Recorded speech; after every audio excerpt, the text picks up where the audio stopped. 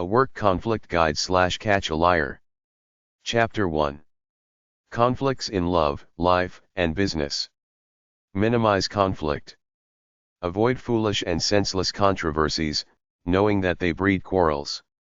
And the servant of the Lord must not be quarrelsome, but must be gentle to all men, an apt teacher, patient, gently instructing his opponents. 2 Timothy 2:23-25. Do unto others as you would want them to do to you. The Golden Rule. When a conflict arises, make the real problem you even if it isn't. Ask yourself if you're being a jerk. The best thing to usually do is to shut up. Be over it. It catches the other guy off guard. He doesn't know what to do. He wants to fight but you deprive him of it. I'm not a fan or non-fan of the Dalai Lama of Buddhist fame, but I was watching him being interviewed and he admitted that he is not always calm. He said when he gets angry, he leaves the situation in his mind. He tries to shut off the anger by clicking it off in his mind. Time away even in your mind works. Hold your tongue for that 1 minute to avoid saying something unforgivable. Don't send an email angry. You can write it then look at it an hour later and you'll probably delete it. There was a news story on TV about a bunch of people quitting work by posting some hateful, negative rant on the internet. I'll bet they all regret what they did. Never burn bridges. Keep your mouth shut. Quit gracefully or quit silently. Just don't say anything. When I was young and insecure, which I define as trying to find my way in the world, I argued with anyone who started a fight with me. Nowadays I don't. I have my true identity, I don't have to prove anything to anybody, I don't care what other people think of me, so I don't argue because I know the outcome will always be that he thinks he's right, I think I'm right, and we both think the other is an asshole. Why bother? If the boss tells you to do something and you think you have a better way, say it once, then after he rejects it, don't mention it again.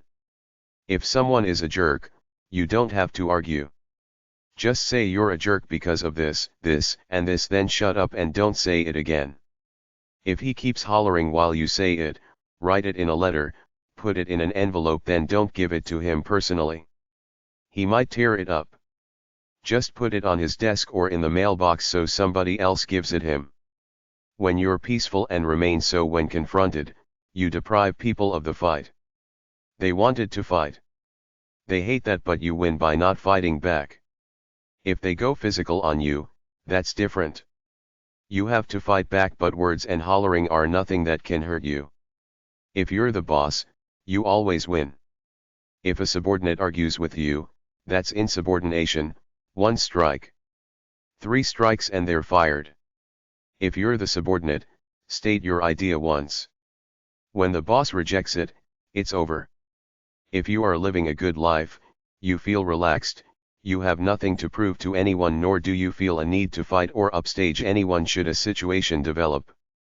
To this end, before you ever get into hostile situations, do some of the following things in order to feel good about your life and be calm when things happen.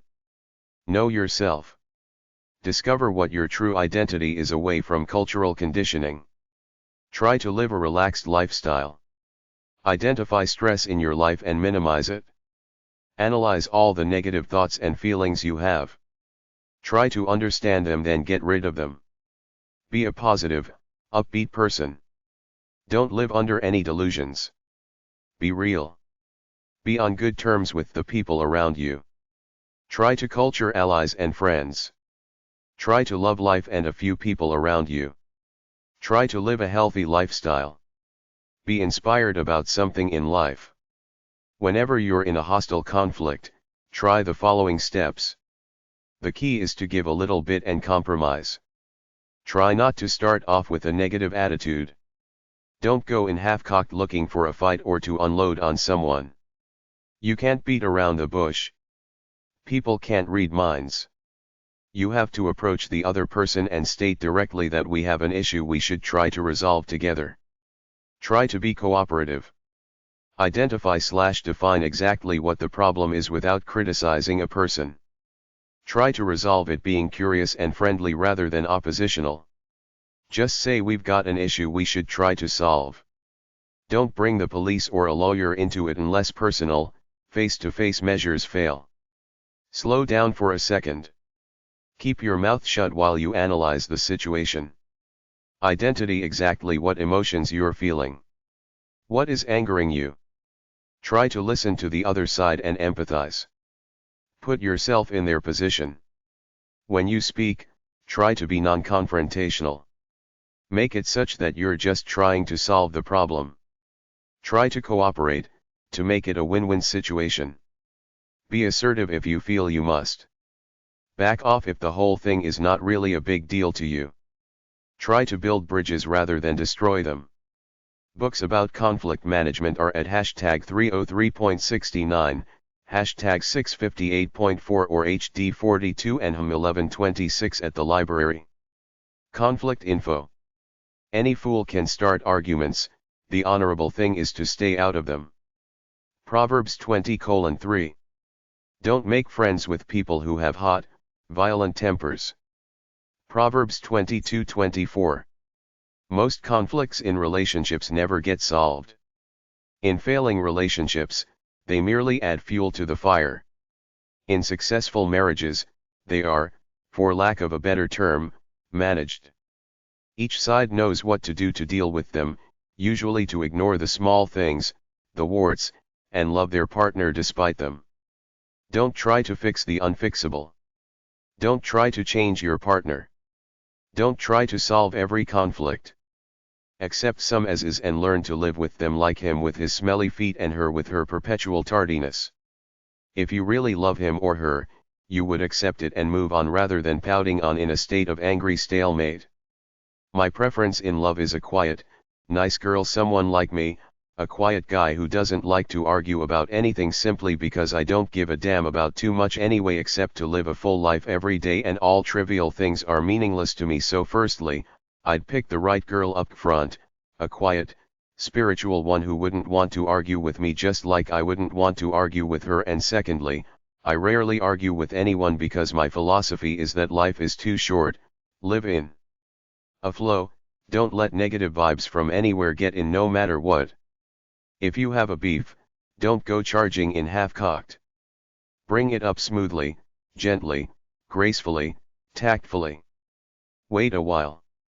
Let it fume inside to see how trivial it really is in the grand scheme of things.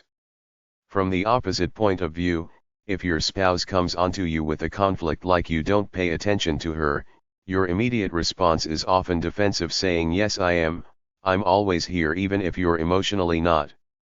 Instead of the usual defensive stance, stop and say, okay baby, maybe I'm not always here but I'm busy, I got problems, I gotta earn a living, and from there talk about it. The simplest rule about life is you get back the vibes you put out. Positive begets positive, negative begets negative. When you put out a positive vibe in response to a conflict, you get a positive response back. De-escalate serious things with humor. Stay calm.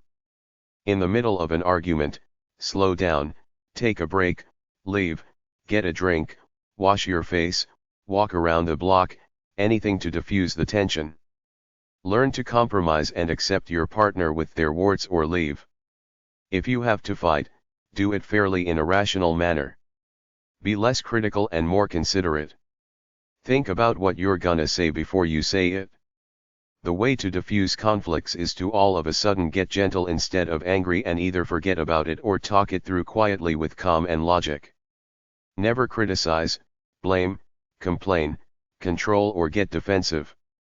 Use compliments instead and you will marvel at how much a little bit of love brings back to you.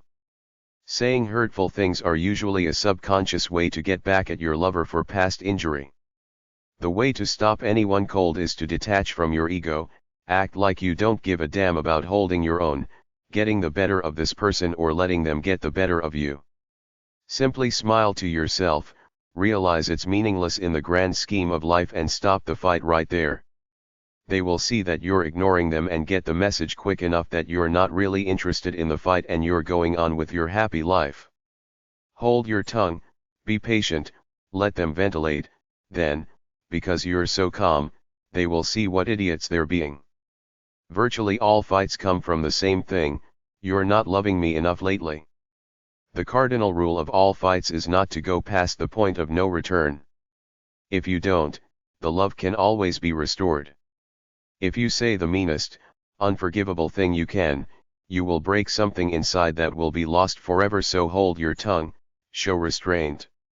The bottom line is that you don't have to fight, just live for peace like Jesus did. Isn't nothing but a stupid, little thing in the grand scheme of things? Can you be that free to just keep going with a smile on your face and let everything roll off your back? The best way to counter an angry spouse is to do something for her. The easiest thing is to buy a gift, the second easiest is to do some housework or humble yourself and offer her a foot massage. Some fights are tests of love. Think of them as that. The wisest person recognizes that his spouse needs love most when she's being an idiot. Think of a difficult partner as a porcupine that needs a big hug. Plant that image in your mind and live it whenever the going gets tough. It really works. When your partner gets crabby, that's the time for you to put on the super soft pads and bomb with love. It's all about ventilation, letting your partner get the hurt off his or her chest. Deal with issues directly and always try to be light and humorous about a serious scuffle. Never get sarcastic. Think before you open your mouth. Be civil in voice intensity, don't shout. Have the guts to apologize and or call a truce. There are many ways to call a truce, all of them about swallowing your ego and humbling yourself. The best way is to find a good CD at a music store that summarizes your feelings and give it to her. Ask the clerk or call a radio station and ask for a song that says, "I'm sorry for being a jerk, but if you do this too much, it will wear off," as I saw in the John Denver biography movie where he brought his wife a new song he wrote for her after their umpteenth fight and she said it wouldn't work anymore, whereupon she divorced him. The one thing I've found about life is that tone of voice is everything. If you talk gently, regardless of what you say, you diffuse almost every situation. Conflict, I believe, is a natural part of a love relationship because, despite the good that the love is doing for you, on the other hand, it is inevitably taking something away from your own personal identity and freedom. Whether subconsciously or on the surface, this little bit of tension is always there, at least among couples together less than 20 years, and should be acknowledged and addressed. Call it the power play, the tension you two have when jostling for position with each other. There will inevitably be some tension between you which you probably choose to repress. Look at conflict as a necessary release of tension or safety valve that if left unchecked will explode. Simply ask your lover at the end of the day how the day went, then kiss her and cuddle her. Try to get it all out, not just a surface fight over who left the stove on, but what's really going on underneath it all. Oftentimes, little arguments are convenient scapegoats for bigger problems underneath, such as a nag always nagging is probably unfulfilled as a human being and insecure in the relationship, so she tries to get control by nagging. Or if your girlfriend has a bad habit like smoking and she blows smoke in your face when she gets mad and you ignore her smoking until you get mad, then criticize her for it. Tension should be dealt with to clear the air. If left unchecked, it could blow up into bad fights. Don't get defensive and dump all your baggage out on your partner. Listen, then try to get to the root of the problem. If left to simmer, it causes headaches, anxiety, and disrupts everything else in your life. You may turn to addiction, any form from shopping to drugs, to numb the emptiness it leaves inside you. It may get so bad, you might try professional help, but I believe that people should solve their own problems except in extreme cases. Get it out, solve it immediately through talk and understanding. Invariably, the root cause to virtually every fight is resistance breeds resistance. The egocentric part in each of us tells us not to let anyone get the better of us. And somehow this translates to the ones we love, maybe because we're stuck so close in living proximity that we get on each other's nerves from time to time. Say, for example, you make a mess, your wife nags you about it, but you had a bad day, so you say to yourself, screw her, and leave it. She nags you again. You get up, wash the dishes, purposely leaving them dirty to spite her. She sees this and gets mad, washing her own clothes in the laundry and leaving yours in a pile to smolder. You see that as a deliberate act, so you retaliate by letting the dog into the bedroom all over the bed, which she absolutely despises. Then you ignore each other and pretend to sleep while seething on each side of the bed. Make it a point to stop yourself before your counter-attack to her attack. When a conflict starts, automatically be extra nice to her right then, talk about it in a cool, rational manner and resolve it with some kind of mutual agreement. It's called the art of the deal. Don't get into over-explaining and over-analysis too much. Be mature, cut it off, stop the cycle, make the first step towards reconciliation. Ultimately, we're all individuals stuck in our own point of views made up of everything that ever happened to us, which formed our attitudes and perceptions about the world. We're all a tangled web of emotions. A relationship is a coming together of two tangled webs of emotions. Some parts fit, some don't. The parts that fit may lead to a snug connection, the parts that don't could short-circuit and self-destruct. My point in all this is that we are all individual entities floating around like blobs of flesh, each encumbered in his own space, and the reality is that no two blobs are exactly alike. It's just one of the facts of life. No matter how close one gets to another, there's always the rift of individual differences. These can be dangerous, serious enough to destroy relationships. As a relationship evolves, the similarities fade and the differences may be highlighted. This could lead to feelings of alienation when one realizes that the other is really not like him or her. The best we can do is acknowledge in our minds that we are different, we come from different places, so we must accept such things in our mates without going off half-cocked feeling like strangers when we learn she didn't partake in the middle-class ritual of summer camps like you did, or some other ridiculous thing like that, such as you like baseball, she thinks it's stupid. Every single day is a new day. Just as it's a battle to keep your spark of inspiration alive, it's a battle to keep love hot all the time. I just be myself and try to be nice all the time. It's the easiest way to live. When you're nice, karma comes back to you.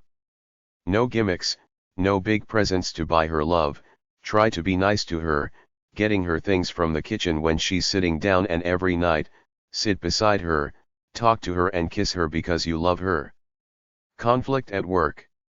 Within any group of people anywhere, including the workplace, some people will naturally dislike some of the others, some will be naturally attracted to others and form cliques, while others will be loners who keep mostly to themselves, or equal opportunity friends who try to be friends with everybody but have no allegiances to anybody. I'm partial to the last type. I try to be friends with everybody because I will never know when I need somebody's help. I don't like to join small in groups because that stigmatizes you and usually alienates you from other groups. You always need little favors at work, so the more people you're allied with, the better off you will be. Make a conscious effort to culture all the allies you can wherever you are. Conflicts will happen simply because people are different and often don't particularly like people who are not like them. The best thing a company can do is to promote a live and let live policy, i.e. tolerance. Negative people like to blame, instigate fights, and hold grudges. In general, regardless of the source of the conflict, try to resolve it quickly before it gets out of hand. Be a good listener. Get both sides of the issue. There is usually one asshole who starts something. Don't pull any punches. If one guy was being an asshole, give it to him, punish him, fire him if you have to.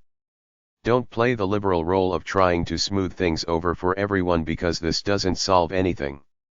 Granted, some situations have no clear villain, but most usually have one clear jerk and the victim. Promoting cooperation or separating the two might work in some situations, but if you have a person who's a jerk by personality, why bother trying to work with him? Tell him he's a disruptive force and show him the door. With minor conflicts involving good people, focus on the problem, not the person. Try to minimize conflicts by creating a relaxed workplace without much stress in the first place. Barring that, always search for the objective truth in any situation. Clarify exactly what the issue is. Try to stay out of some conflicts. Encourage employees to solve their little problems amongst each other themselves, but if the problem is severe, encourage them to come to you, the boss, for help, since that's your job anyway, to help keep production running smoothly. When trying to mediate a situation, try to be objective. Treat everyone with respect and professionalism, but look for the objective truth. Every situation is different. Be intuitive in how you deal with it. In some cases, it's best just to back off, let the players cool off, then go on without resolving anything. In time, everybody will conveniently forget about it. Clear channels of communication is essential for a happy workplace. Encourage frustrated, unhappy workers to tell you what's going on. Try to relate and empathize with them. Stay calm and try to keep them calm. Do not fight anger with anger. Tell him to cool off for 5 minutes, then try again. Try to be relaxed and not confronting, because confrontation is usually met with resistance. Simply say you're not taking sides, you just want to get to the truth, and keep repeating it. Avoid the little in groups that keep to themselves, separate themselves from the mainstream group and gossip about them. Make your identity at work be that of the sociable one, friendly with everyone but with a part of you that no one can penetrate because you're too strong for all of them with their trivial gossip, office politics crap. Play it as kind of the person on the outside looking in, checking it out, but with your own identity away from work. In the workplace you have different jobs, the secretaries, the managers, sales, accounting, production, transport, etc. Within these groups, there may be squabbles among cliques like the blue-collar drinking types versus the corny conservatives, and every individual thinking about where he is in the pecking order, especially if you're ranked in your purse. Beyond this inner group jostling for position and squabbling, every group is generally united against the other groups, meaning your loyalty is to your own group first over anyone else, and sometimes your group might even fight or openly hate other groups. The biggest strength at work, or conversely, the biggest problem, is people. It's always about people, the way they relate to each other. There are no easy answers. People are naturally tribal, they stick to their own kind and shut out the rest in a kind of us against them attitude. This is human nature. You have to deal with it. Your best bet is to acknowledge these tribes exist and identify them in your workplace. The trick is not to eliminate them because you can't, but to actively encourage everybody to get along with each other, and at the very least, to tolerate each other. Either put up posters or make occasional speeches about brotherly love, multiculturalism, and things like that, especially after there's some kind of squabble. Try to encourage teamwork and common respect for your fellow man. Tell them they don't have to love each other, just work together as a team while they're at work. If one tribe goes off too far on their own, alienating themselves from the rest of the organization, that may be alright provided they get the job done, but if you need them as part of the main group, you either have to fire the leaders or reassign them to other different tribes in the organization and put a few equal opportunity friends in with them to break them up. Don't force phony social relations, just encourage common respect and teamwork. The head guy of a big worldwide delivery company said he changes everybody every year or so. He either puts them in a different job, with a different group, or on a different shift. In essence, some basic guidelines on how to promote a healthy workplace are: encourage a teamwork atmosphere. Stimulate people to be interested in their work but not overworked. A good way to get different groups to get along is to just put some of them together to work on a project, or encourage them to brainstorm about making their two departments work better together or something like that. Try to get people from different groups to work together physically in the same area if at all possible. Don't just segment them off into separate units so they barely see each other. As with people anywhere, the more they get close to each other to talk and get to know each other, the more civil, friendly, and helpful they will be to each other. Give each person physical space. Don't stand too close to someone ventilating his frustrations. Don't give off a challenging stance. Don't point your finger or cross your arms. Don't glare or stare. Ask the person how he thinks the conflict should be resolved. If an individual is putting everybody and everything down, ask for specifics. Be reassuring. Your job is to calm people down in the moment. Do not make promises you cannot keep. Books about conflict management are at hashtag 303.69, hashtag 658.4 or HD 42 and HM 1126 at the library. Conflict resolution websites. Spouses and families fight and people in business fight. Here are some websites to help you resolve conflicts. acrnet.org, acresolution.org, the Association for Conflict Resolution. crinfo.org, Conflict Resolution Gateway. accri.org, Correspondence Course on Conflict Resolution. acresolution.org, Association for Conflict Resolution. campus-adr.org, Campus Conflict Resolution Resources. ccrcmediation.com, Chesapeake Conflict Resolution Center. CICR-ICRC.ca, Canadian Institute for Conflict Resolution. conflict.colorado.edu. conflictresearch.org. conflict-resolution.org, Center for Conflict Resolution at Salisbury University. conflictresolution.org. conflictresolutionblog.com. conflictresolutionusa.com. mediate.com. nccri.org, National Center for Conflict Resolution Education. work911.com/conflict. Association for Conflict Resolution. 1015 18th Street Northwest Suite 1150. Washington, D.C. 20036. 202-464-9700. acrnet.org.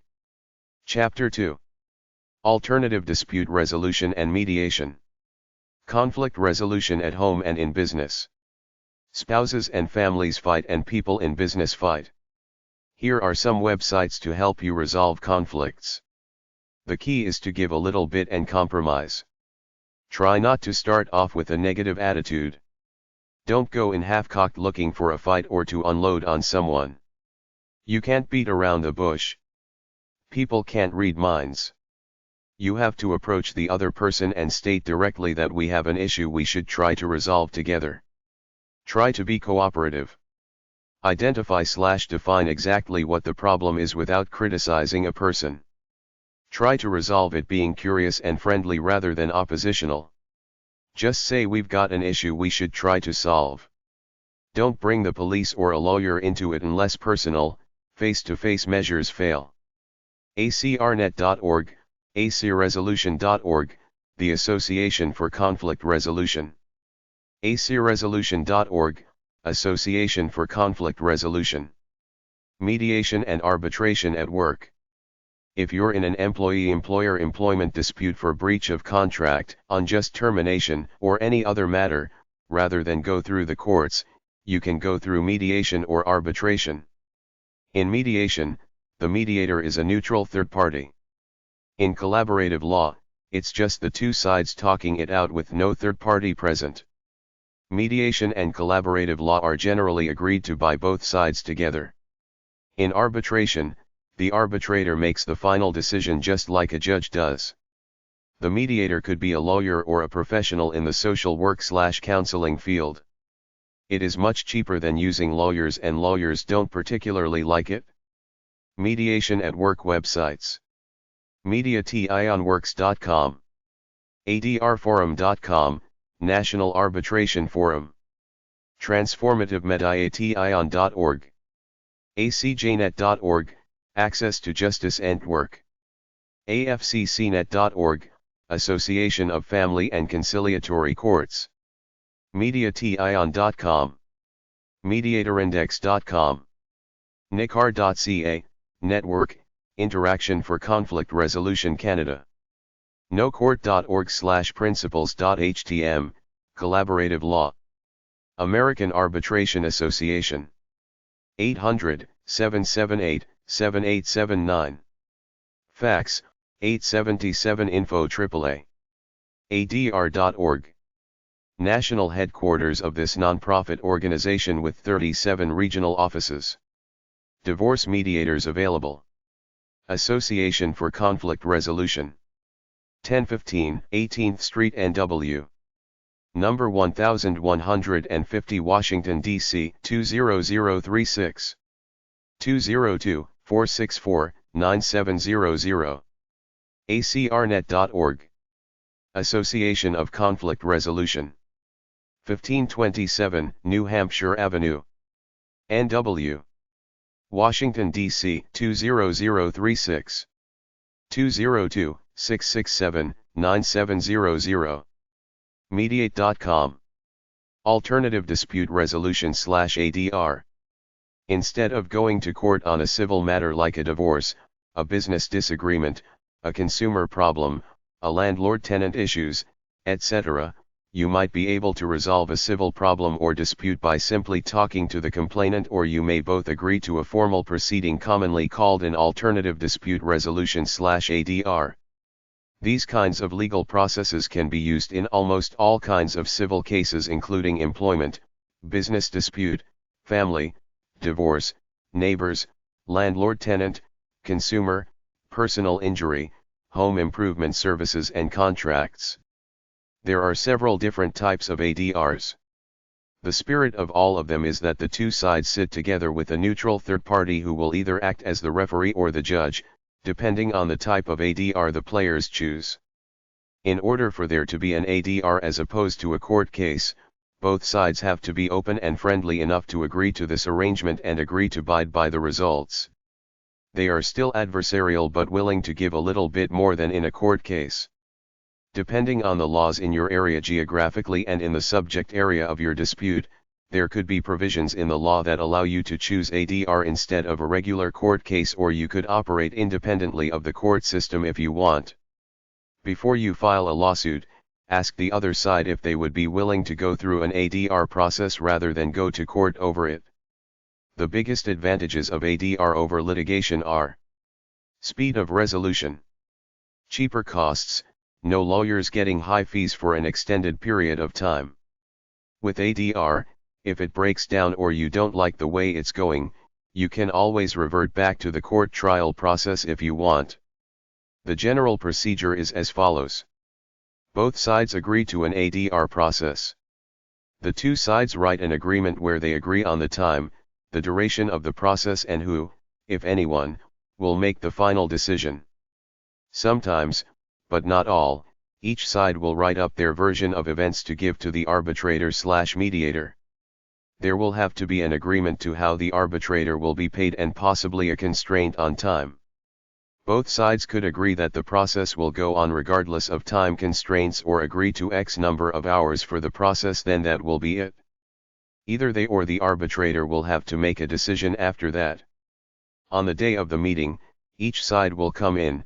The moderator will explain the case briefly by defining the exact issue at hand and give each side a chance to make their presentation.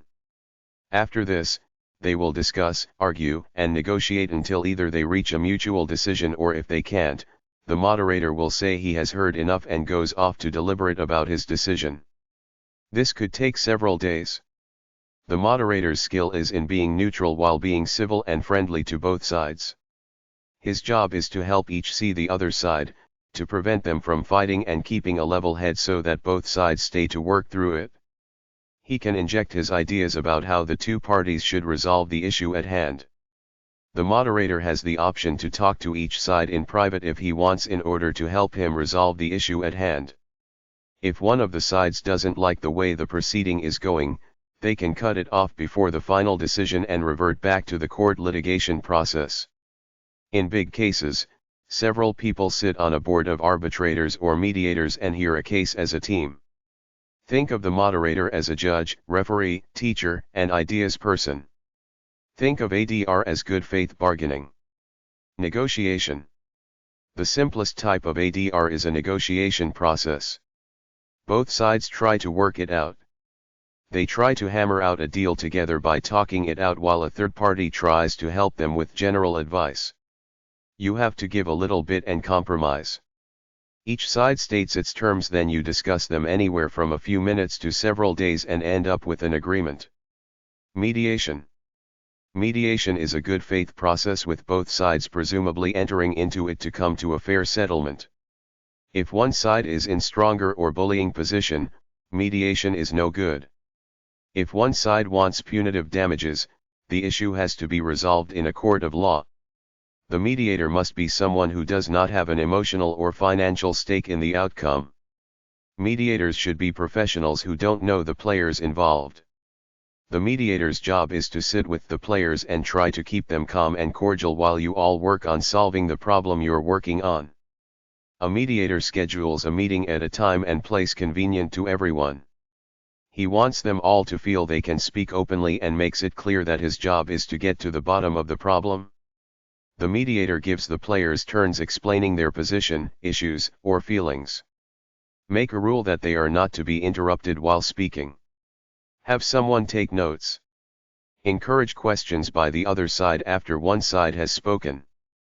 Periodically, with a complicated point, have the note-taker read back what someone said such that the person can either confirm or clarify it. Invite everyone to offer their own solutions. Discuss these possible solutions. Try to come to a solution that everyone can accept. It will usually be a compromise, each side giving a little bit. The ideal is to let the people experiencing the conflict decide on a solution among themselves without input from the mediator. If they can't, then the mediator has to make that decision for them. Tell them that you would rather that they come to an agreement amongst themselves rather than you making it for them. Once you reach a solution, tell them you'll put it into practice for a week or two, then call another meeting to discuss it and make adjustments if necessary. The mediator is more a moderator than a judge. He's controlling the flow of discussion between the two parties. His job is to keep them talking until they come to a decision together. If the talks break down, they can choose to go back to court to settle the problem. The proceedings are informal, and although you can bring a lawyer, it doesn't seem appropriate because of the good faith nature of the process. Arbitration. Arbitration is a process wherein if you have a beef against anyone regardless of whether it's business, a landlord-tenant dispute or any civil matter, you can take it to arbitration rather than to a court where an arbiter, who is less stringent than a judge, will hear your case and the decision he or she makes will be legally binding. The advantages of arbitration are generally less formality than a court trial, less expensive and less time-consuming. The difference between arbitration and mediation is that in arbitration, the arbiter generally makes the final judgment, whereas in mediation, the mediator tries to get the parties involved to reach some kind of agreement amongst themselves. The tendency of alternative dispute resolutions is that the arbitrator will typically try to satisfy both parties and split the case down the middle rather than a court case, which usually ends up with a winner and a loser. Both sides agree that the arbitrator, a neutral third party, will make the final decision that will be legally binding. This process is more formal than mediation, and both sides can bring evidence and witnesses in and also use lawyers in the process. This sounds a lot like regular trial, but it differs in that the arbitrator is much more flexible about not having to follow the procedure of law and can use evidence not normally accepted in a court of law, like hearsay. After the hearing, the arbitrator deliberates and delivers a written decision within 30 days, and that's it. There's no magic verdict moment, it's a piece of paper.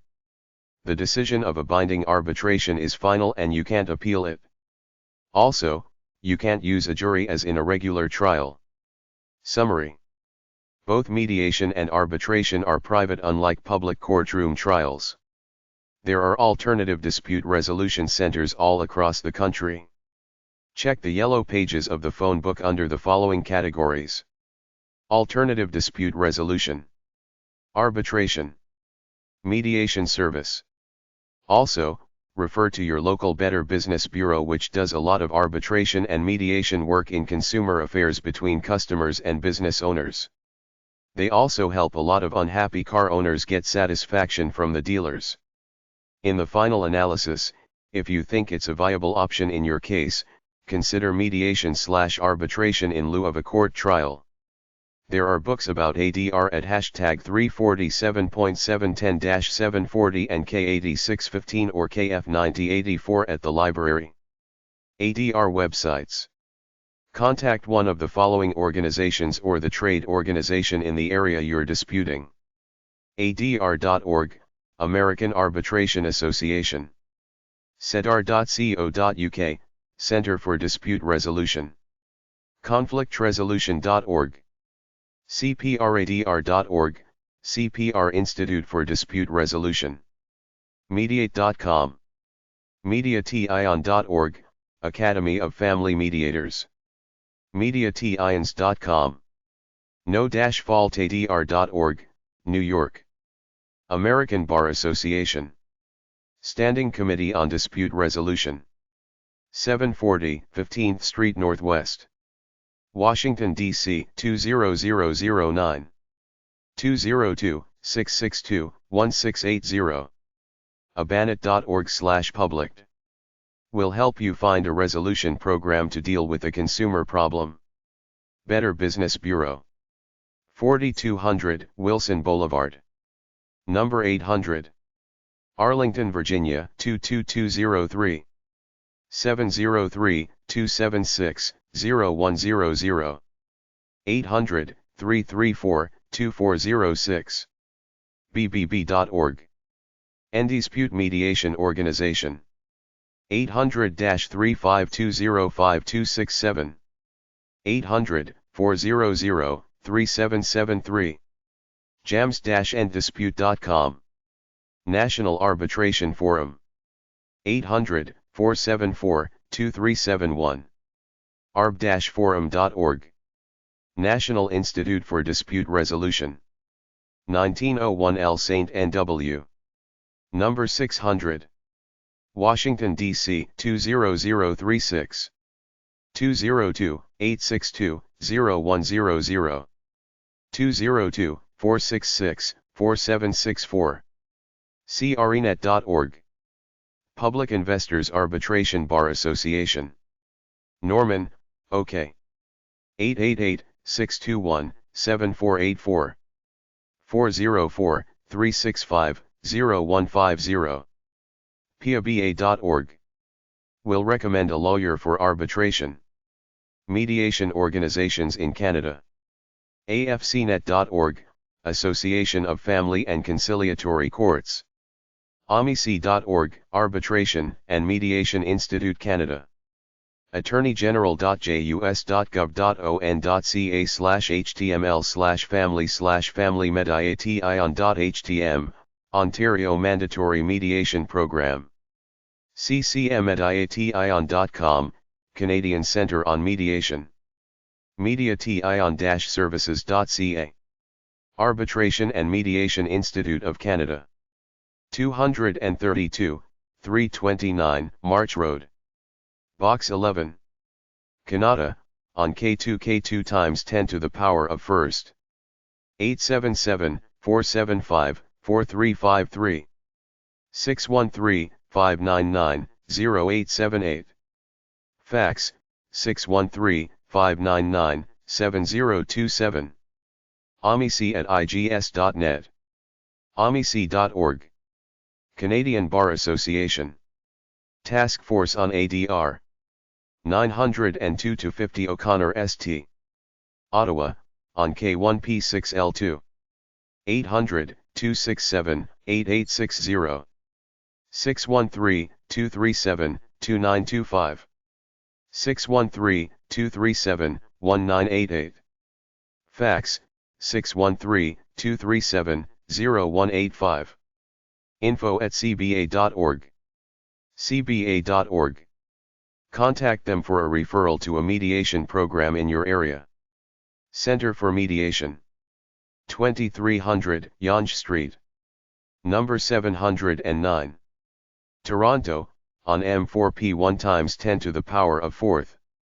416-544-0633. Fax, 416-544-0631. Family Mediation Canada. 123 Wallack Street. 2nd FL. Guelph, on N1H3B1. 519-836-7750. Fax, 519-836-7204. FMC at web.net. fmc.ca. Chapter 3. A Liar Catch a Liar Guide. Lie detector / polygraph.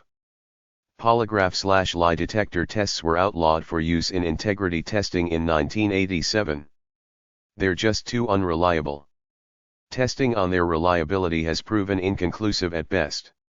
The Federal Employee Polygraph Protection Act forbids the use of polygraph / lie detector tests for pre-employment screening. Employers can request that you take a polygraph if you're suspected of a crime or in the interests of security only.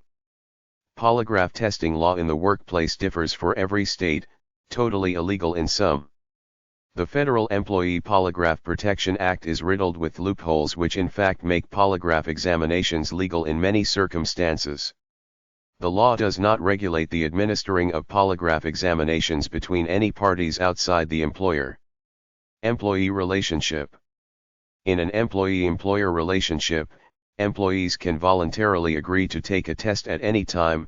However, he or she can refuse to take the test or stop the test at any time, and the employer can take no legal recourse against the employee for the refusal. But we all know this is garbage, because by asking an employee to take a test voluntarily, you're putting him or her on the spot, implying that if they don't take it, they must be hiding guilt. Also, an employer prevented by law to take legal recourse can still make life miserable for the employee in other indirect ways. A polygraph can be administered to an employee if all of the following conditions are met. The test is administered as part of an ongoing theft, embezzlement, or other investigation at the company where there is economic loss. The employee had access to the property that is the subject of the investigation. The employer has reasonable suspicion that the employee was involved in the activity under suspicion. The employer provides a written statement before the examination which sets forth with particularity the specific incident or activity being investigated and the basis for testing particular employees. Is signed by a person, other than a polygraph examiner, authorized to legally bind the employer. Is retained by the employer for at least 3 years, and contains at a minimum 1. An identification of the specific economic loss or injury to the business of the employer. 2. A statement indicating that the employee had access to the property that is the subject of the investigation, and 3. A statement describing the basis of the employer's reasonable suspicion that the employee was involved in the incident or activity under investigation. The employee must be provided with a written notice of the date, time, and location of the test, and of such examinee's right to obtain and consult with legal counsel or an employee representative before the test. This notification must also describe the nature of a polygraph test. The employee must be provided the opportunity to review the test questions before the test and be informed of the right to terminate the test at any time. After the test, the employer must further interview the employee on the basis of the test results, provide the employee with a copy of any opinion or conclusion rendered as a result of the test and a copy of the questions asked during the test along with the corresponding charted responses. Several industries are exempt from the Employee Polygraph Protection Act and can require mandatory examinations. These are generally companies in the law enforcement, national defense, security, alarm, prescription drug manufacturing and distribution companies, and money delivery services. A company which violates these rules is subject to civil liability up to $10,000 per violation plus lost wages, reinstatement, and legal fees incurred by the employee. Remember, the polygraph is just a measure of bodily functions. It's not a real direct lie detector, so employers cannot take adverse action against an employee based solely on the results of a polygraph examination. The polygraph examiner must be licensed in the state where the examination occurs. If that state licenses polygraph examiners, cannot conduct more than 5 examinations a day, and each examination must last no more than 90 minutes. The results of a polygraph examination arising from an employer-employee relationship are to be held confidential between the examiner, employer, employee, and any court, arbitrator, mediator, or concerned government agency. All employers are required by law to post a notice in the workplace summarizing employee rights under this act. Try your local phone book Yellow Pages for lie detector or polygraph. Watch TV talk shows which sometimes give websites for lie detector companies and contact them. The Employee Polygraph Protection Act of 1988 is located at 29 U.S.C. 2001. Antipolygraph.com. Antipolygraph.org. psychologymatters.org/polygraphs.html. Polygraph.org. blackhillspolygraph.com. brainwavescience.com, new technique. floridapolygraph.org/members. indianapolygraphassociation.com. polygraph.com. polygraphexpert.com, 323-932-0200. politest.org. read.com, 800-255-5747, company which claims to detect deception and guilt through body language. American Polygraph Association.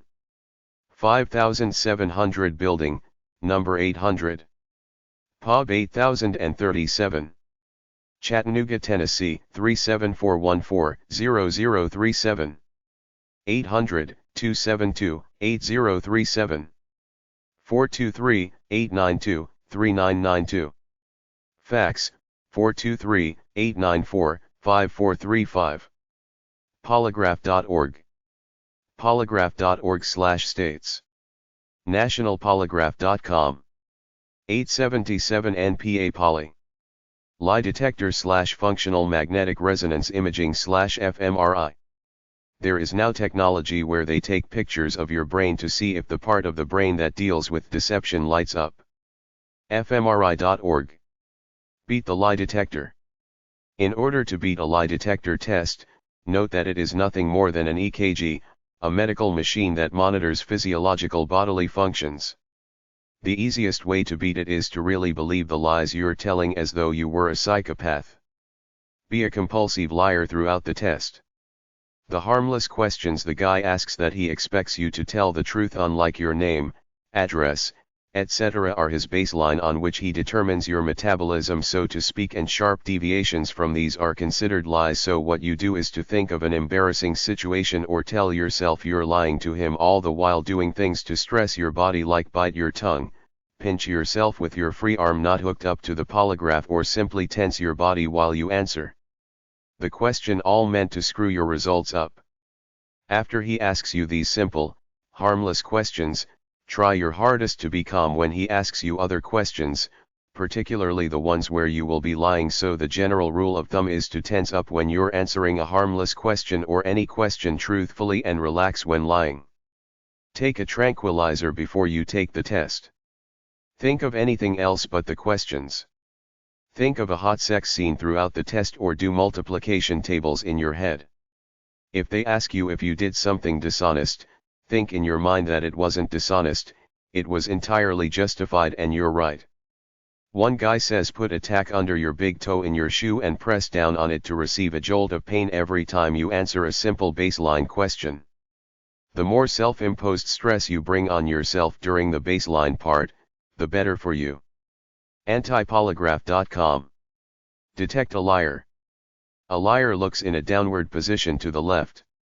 The golden rule to detect a liar is to accept the fact upfront that everybody has the potential to lie, and many people often do to make a situation go easier, the white lie, or simply to build up their egos, the old big fish story.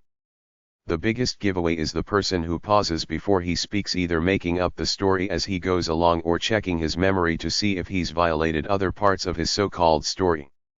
What I mean is that quite often when you lie, you have to create a bunch of other lies to keep the story straight, and then when you meet the person later, he'll have in his mind your lies from the past which he may accept as truth, and you may have forgotten all about them, or you may vigilantly have to cover for them. Watch out for charmers, most are liars. Don't assume that because someone doesn't look you in the eye, they're lying. Many smooth cons will look you straight in the eye while they're lying their eyes out. Conversely, many people that are nervous with first encounters are not necessarily liars. There is no universal sign of a liar, but it's a good bet if they lie with the small, trivial stuff, they'll lie with the big, important stuff. Research on deception has shown that many people try to fake facial expressions, but most true, real expressions are very short. Hence, if someone puts on a facial expression that lasts longer than 5 seconds, it's probably fake. True facial expressions are those that last less than 1 second. Watch out for a facial expression that doesn't jive with the verbal statement. Along with the pause, watch out for a lot of ahs or us, higher tone of voice and body language. Liars often try to go to a monotone and show no body language, but watch for something like a clenched fist or a shrug, which is often a good indicator that the person is lying. Amateur liars often change both body language and voice tone when lying. If you want to catch a liar, ask a quick 2 or 3 follow-up questions and see how quick he gets flustered, then you'll both know he's lying. If all else fails, tell him he's lying and ask for the truth. If you alienate yourself from him, you lose. Signs-of-lying.com. The truth about lying.com. Truth about deception.com.